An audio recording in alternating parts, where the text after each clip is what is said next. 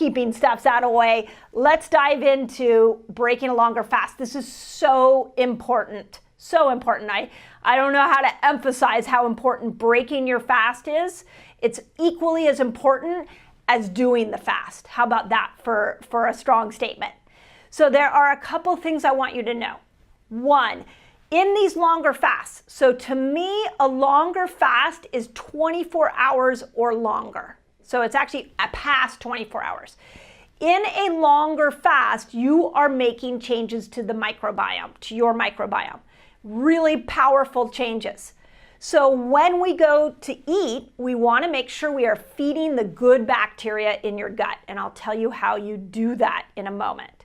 But I want you to realize that there's a lot of healing switches that have been turned on in 72 hours.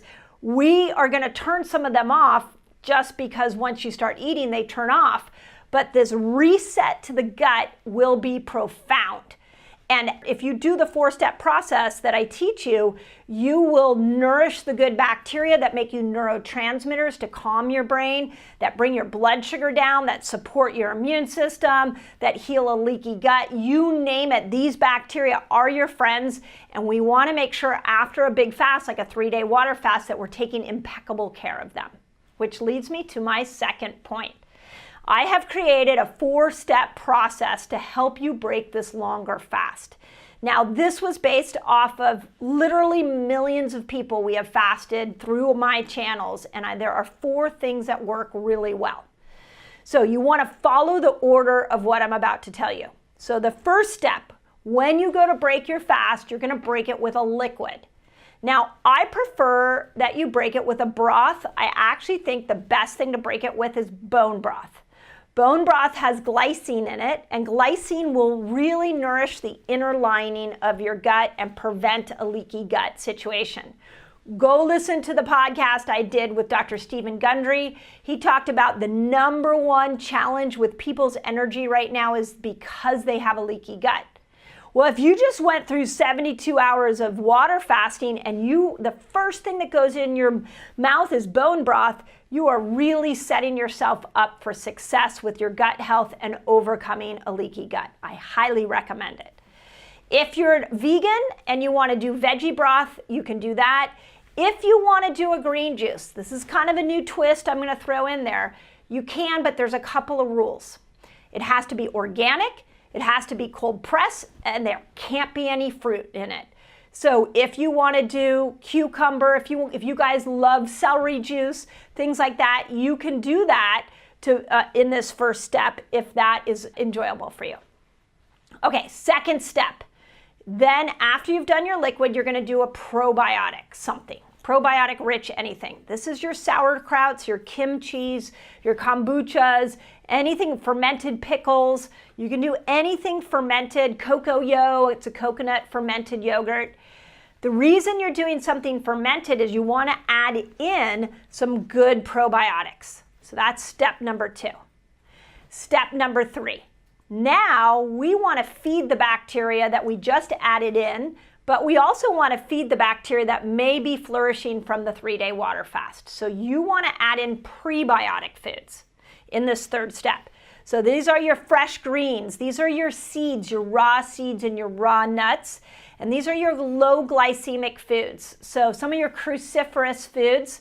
Now, in things like cauliflower and Brussels sprouts and broccoli, I would encourage you to lightly steam them. But otherwise, you could do a fresh set of greens with parsley and mint. There's so many yummy things you could do in this third step. Then the fourth step is now you're ready to eat a clean protein. So if you eat animal meat, then you're going to make sure that, especially after the 3-day water fast, make sure it doesn't have a lot of hormones in it. It's not pumped full of chemicals. So those are the 4 steps: a liquid, probiotic food, a prebiotic food, then a protein. You guys can get access to that. Crucial point to this step: no refined carbohydrates at all. So make sure the breads, the pastas, cakes, cookies, none of that. You got to go through the 4 steps.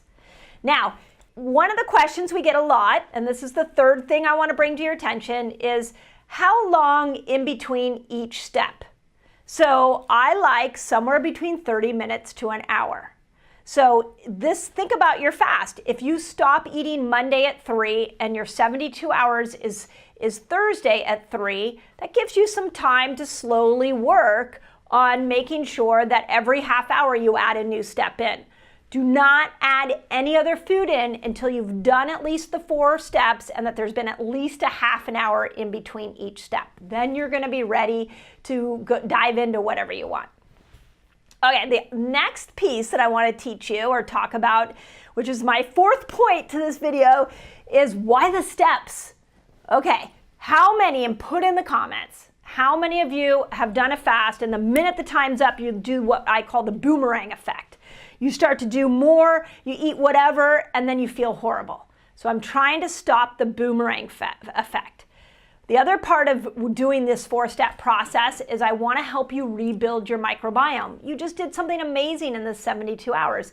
So let's make sure you're rebuilding and resetting this gut. And then the third reason is that your gut hasn't eaten in 3 days. Let's slowly work ourselves into this process so that the gut doesn't go into shock. If you get bloated at all in this process, you may have something called SIBO, and it's a good chance more fasting is in store for you. I've done videos on gut issues, so go back and watch those. I'm sure my team will put some links in here for you on that.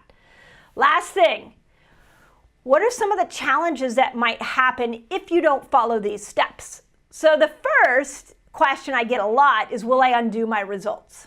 No, you won't. All the healing switches, they still got turned on. What you may undo is the great gift you just gave your microbiome. So that's the only thing that you can undo, but all the autophagy, all the ketones, all the anti-inflammation, the bringing down insulin, all the fat burning stuff, you're not going to undo that. You've already accomplished that. But there's more that you can be doing to improve your microbiome health. The other thing you'll know if you don't do this is that you can get a lot of crampy gut. Like if you just go 3 days without water and you dive in to doing whatever you want to eat, your gut digestion might be like, whoa, can't take that, and you might get a cramping gut. You might get sleepy. Your body might not be able to handle the glycemic influx, and you might get pain. You just went through in a longer fast of anti-inflammatory experience. If you get gut problems, if you get sleepy, if you get a pain at all, I want you to realize that that food might not work for you. So it may be that you're allergic to that food, your body doesn't respond well to that food, so we have a really good opportunity to see what foods work well and don't work well for you, for all of us. So that's how you break it. Very systematic, works every time. If you've used my 4-step process, put it in the comments and let everybody know how it worked for you. Hope that helps. Dr. Mindy here, and on this video, I'm bringing more from my book, Fast Like a Girl, to you all, and I'm answering the question, do supplements and medications break a fast? If you are new to my channel, I just want to say welcome. I hope you'll find here that I am a woman on a mission. I may be a little obsessed with trying to get the world to fast because I've been in the health trenches with patients for over 25 years, and I can tell you that so many people, especially women, are feeling disempowered right now.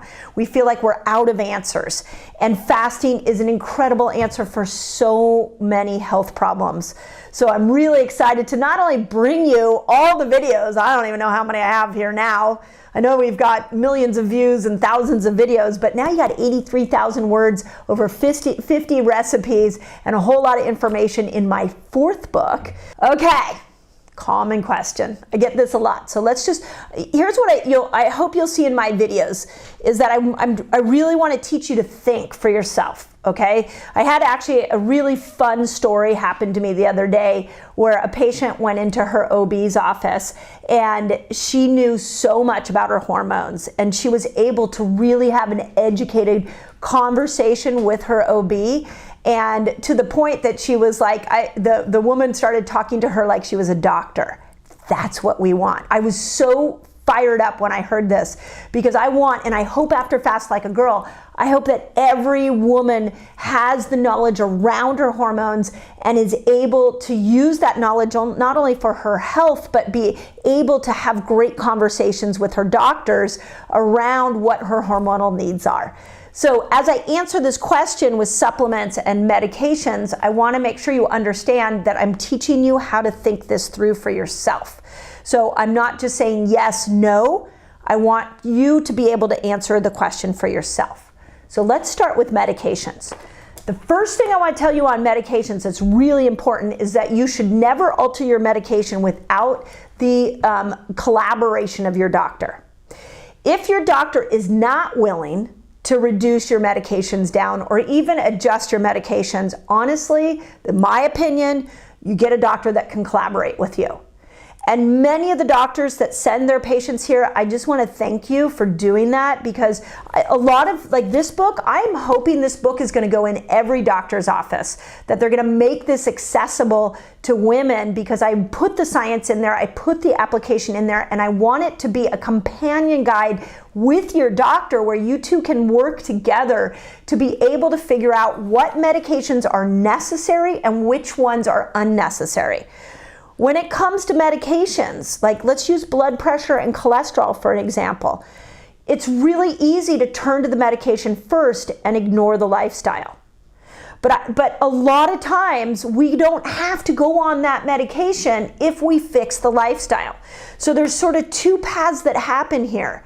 If you went into your doctor's office and they said your blood pressure and your cholesterol are high and it's genetic, and you're on a medication and you never addressed your lifestyle, I really want to encourage you to address your lifestyle, and I really want to encourage you to put fasting into that lifestyle.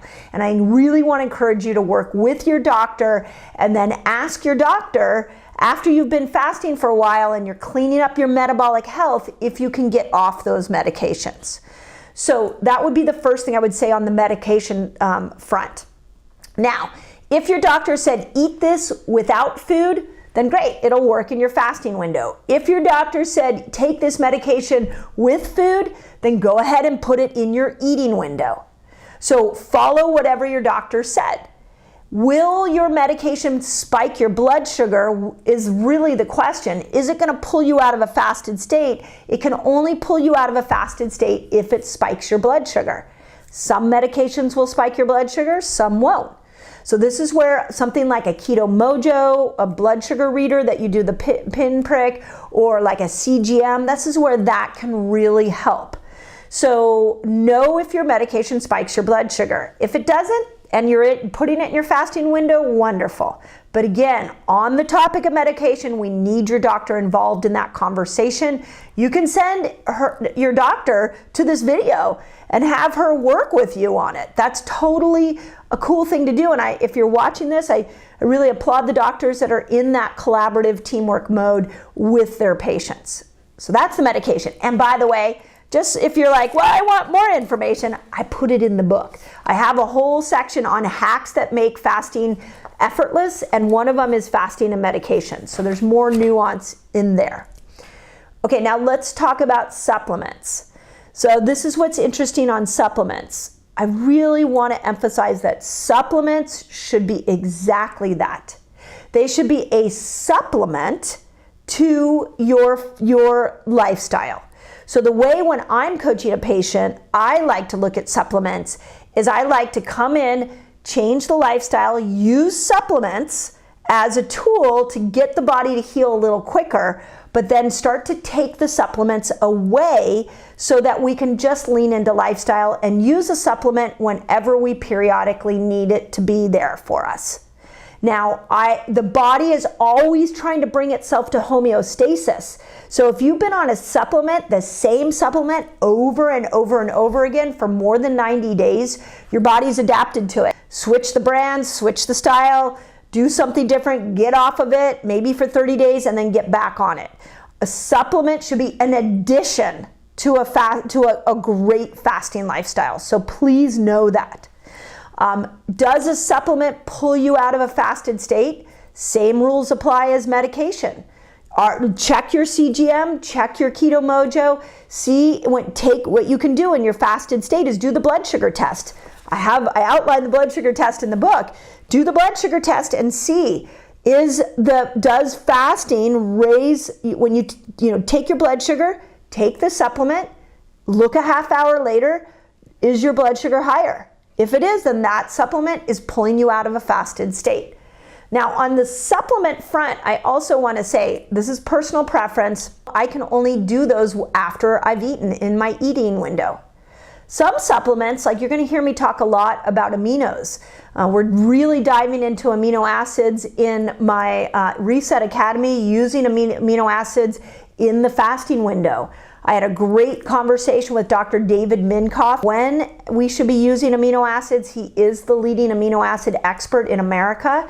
And so I wanted to bring him and talk about all the different nuances of amino acids. And amino acids are best done in a fasted state. So if you're doing perfect aminos, the powder, I'll leave links for my favorite aminos in the notes here. Then go ahead and do it in your fasting window so that you can make sure that you're adding in some nutrients and getting the most out of your aminos. Aminos are incredibly important because they are precursors to hormones and neurotransmitters. So a lot of nuance in that answer, which is why this isn't a 2-minute video where I'm just like, hey, do this, don't do this. I want you to think through this for yourself. And those of you that are leaving me great comments on this channel, I just want to say thank you. I'm reading them. My staff sends me some of their favorite, and I'm now highlighting them on my videos. So if you have a great win, specific to this, to what I taught you today, please put it in the notes. But I want to give a shout out to the Toronto girl who just sent this to me a couple of weeks ago, and it says, I've been doing intermittent fasting since 2021, and she is down 40 flippin' pounds. There's just nothing. There's nothing that I've ever seen help people lose weight like fasting. It just blows me away. If you have great weight loss results, put it in the comments. And she's like, it's definitely part of my lifestyle. And then she goes on to say that she's been following my formula. She's been learning to fast like a girl. So that's the magic formula. And that it's been awesome. She's on day 17 of my cycle, and I'm currently on a 72-hour fast, 30 hours in.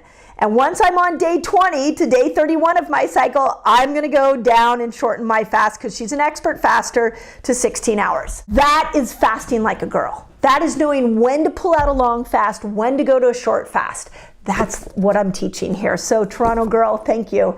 You really warmed my heart. This is why I do what I do. Fasting like a girl is the path for women. This is how we fast. And I put the formula, and it's in the book, and it's all based off of those of you that have left amazing comments like Toronto girl. Fasting is when your blood sugar comes down enough over a significant period of time, and usually that time is somewhere between 8 to 12 hours without food going in your mouth. Your blood sugar will come down, and it triggers a response for your body to switch over to the fat-burning ketogenic energy system and to use a different fuel source. So can we say that if you're fasting for 12 hours and every 24 hours, which some people say is not a fast, some people say that's what we were all doing 50 years ago, which is probably true. Probably true. But essentially that's like having your breakfast at 8 a.m., finishing at 8 p.m., and then not eating anything until the following day's breakfast. That's right. So, that is very gentle. That qualifies as fasting according to you. Yep. And what kind of benefits do you think we can get? We're seeing inflammation markers come down. That has been well researched. We're seeing a lot of metabolic markers that start to bring themselves down. You can see like 16-8 was one of the most popular studies ever done. It was an article printed in Cell Metabolism. Yeah. And that's 16-hour fasting, isn't it? Yeah, 16 hours fasting, 8-hour eating window. And they saw all the metabolic markers come down. Liver enzymes balanced out. Blood pressure came down. Cholesterol regulated. You were what I call metabolically immune from the damage of a Western diet. So if you don't want to change your diet, just fast 16 hours as much as possible, and you're resetting that whole metabolic system. What about people who would say, hey, Mindy, listen, life is stressful enough, and fasting is an additional stressor on the body. Yeah. I don't think I should fast, but you're saying I should. How would you help them think about it? Yeah, it's interesting. When we first started doing a lot of fasting in my clinic, I had a lot of patients with adrenal fatigue. And I was like, okay, how are we going to do this? And what I decided to do is take their eating window and slowly compress it. So I took whatever their natural state was. So let's say they're like 7 hours without eating. And I was like, okay, can we just go 7.5 hours? And I would try that. I'd have them do that for about a week. And if they were okay, then the next week I would be like, okay, can we do 8 hours? And so I call it tiptoeing in. I just slowly tiptoed them into this fasting lifestyle. And every single time they got more energy. Every single time those adrenals healed, to the point that I didn't even need any supplements anymore to help support them. And when you say adrenal fatigue, are you essentially talking about people and women who have been under chronic stress That's for a right. sustained period of time? Yeah, adrenal fatigue to me is a combination of the adrenal system, the HPA axis, the hypothalamus pituitary adrenal axis is off. It's not working Because well. a lot of people don't like that term, do they? They get very frustrated with that term. But I think what you're talking about is this chronic unmanaged stress that That's over right. time causes some dysfunction in that HPA axis, your That's right. hormonal kind of master control center in your body, as it Yes. were. Yeah. And you're saying that even in those cases, if you start small, you can bring up the fasting. Right. Yeah. And to your cortisol question, exercise raises cortisol. So cortisol is not the enemy.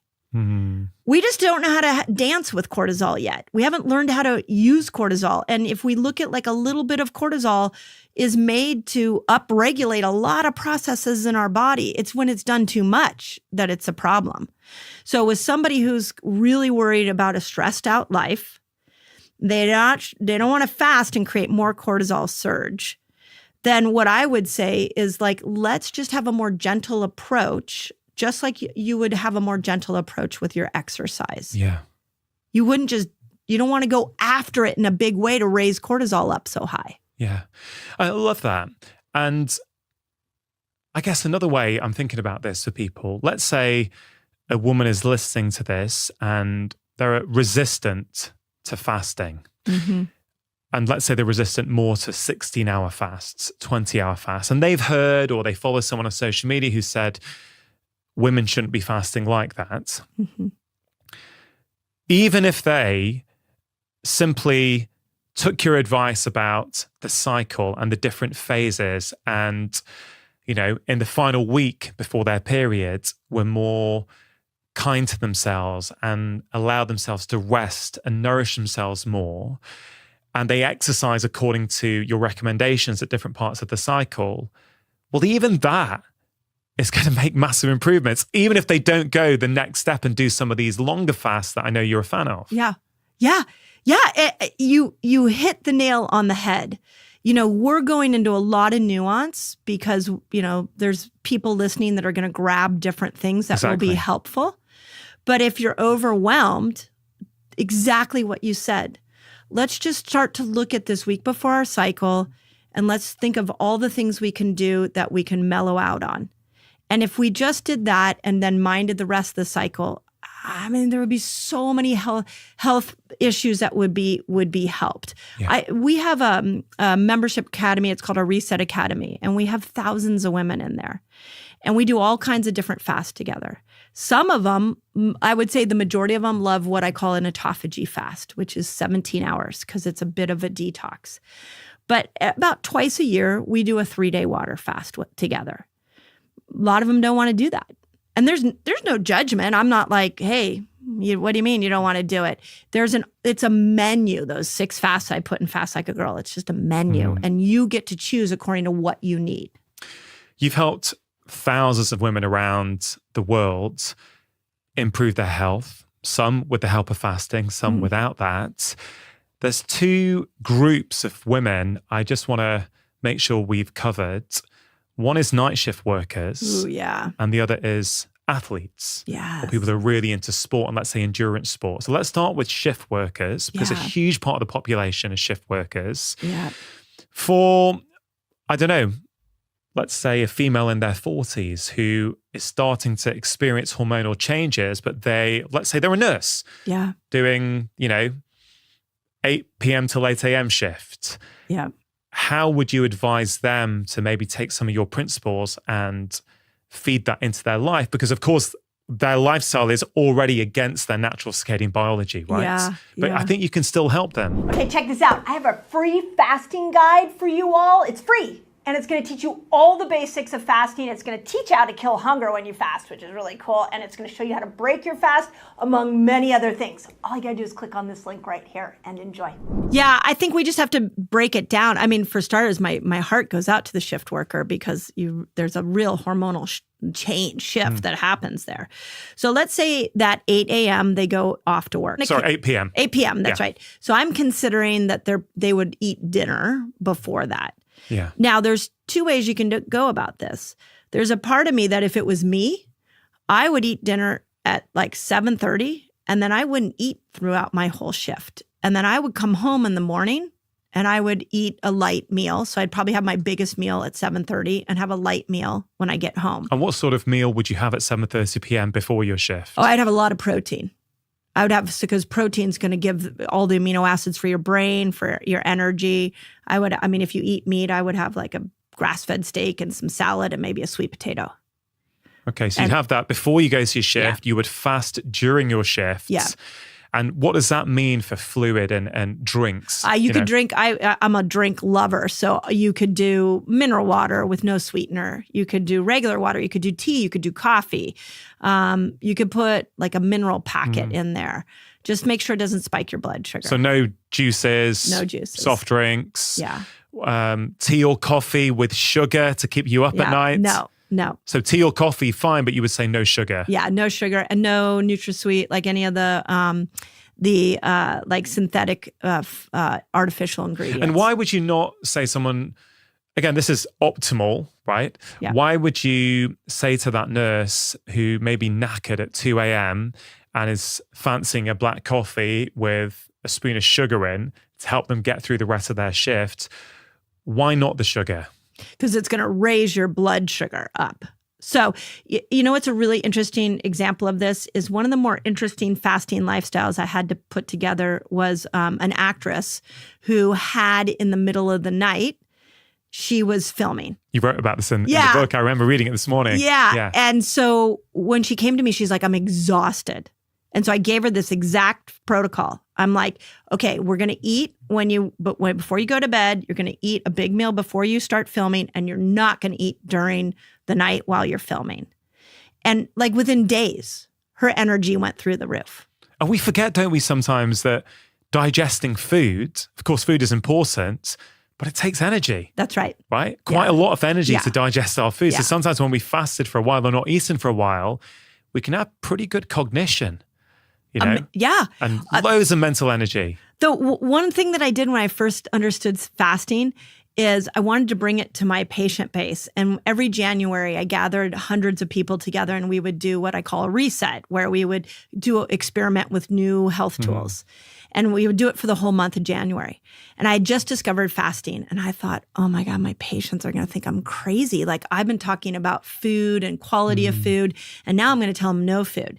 So I decided to go on a 5-day water fast. And on the 5th day, I gave the presentation to them. And I explained all the science behind it. I told them what was going on. And then I said to them, and just so you know, it's Saturday today. I have not eaten since Sunday night. I'm like, do I look like I'm exhausted? Everybody came up to me afterwards. They were like, that was the best speech you ever gave. Like they could see it very clearly that I wasn't dying.